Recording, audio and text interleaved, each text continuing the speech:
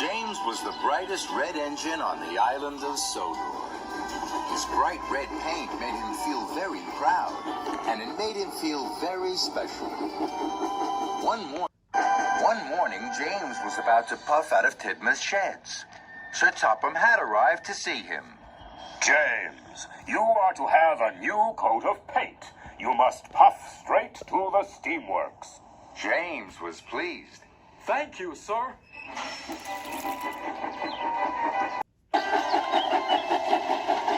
I will be the smartest engine on the whole island. James whistled with pride. James puffed proudly into the steamworks. The workmen were waiting. First, they took off James's old coat of red paint. Then they applied a special pink paint. The pink paint was to go under the new red coat. It was to keep the water out. Soon, James was covered from fender to firebox in bright pink paint. Just then, Sir Topham had arrived. My granddaughter is having her birthday party today. Emily was to pick her up at Maithwaite Station, but she has broken down. The other engines are busy. You must collect the children and take them to the party. But, sir, I'm not ready. You're quite ready enough, James. Leave right away. The party starts at tea time. You mustn't be late. Sir Topham had left. James was upset. Oh, no. Pink is a silly color. I don't want anyone to see me looking silly. James puffed up to a junction. Emily was there. She was waiting for the workmen. Cinders and ashes. You're bright pink, James. Emily laughed and laughed. Oh, no. Everyone is going to laugh at me because I'm pink. James didn't want to be laughed at. Then an idea flew into his funnel. If I see any other engines on the way to the children, I'll hide.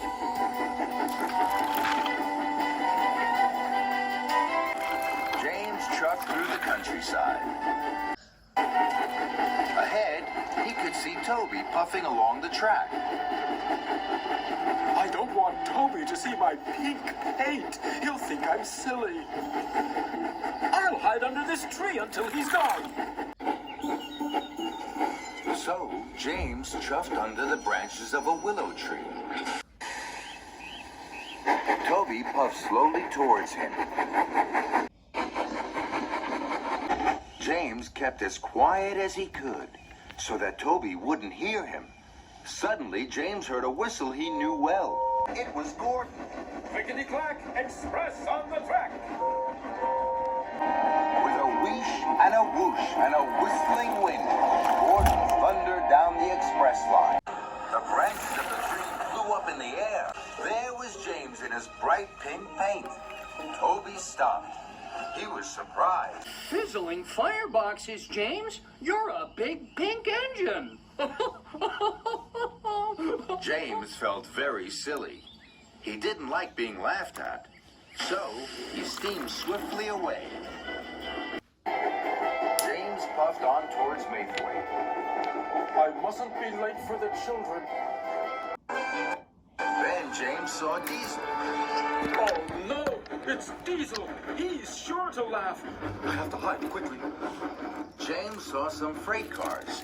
They were piled high with coal. James puffed into the siding and hid behind the freight cars. This is a good hiding place. Then Diesel oiled into the siding. Fizzling fenders. Diesel had to shunt the coal cars. Diesel shunted away the cars that James was hiding behind. So James puffed to the next cars. Then Diesel shunted those away as well. Quickly, James rolled behind the last two freight cars. Then Diesel shunted them away. Oh no. Diesel was surprised. What are you doing, James? You're a big pig steaming. James felt terrible. Being laughed at by Diesel was worst of all. So James chuffed quickly away. James knew he was getting late. He had to pick up the children before tea time. I will take a shortcut through this tunnel. That way, I'm sure to chuff to Maithwaite on time. James puffed out of the tunnel. Then he heard a whistle. It's Gordon! Oh no! I don't want Gordon to laugh at my silly pink paint. I have to hide. So James reversed back into the tunnel and waited. Gordon pulled up to the tunnel.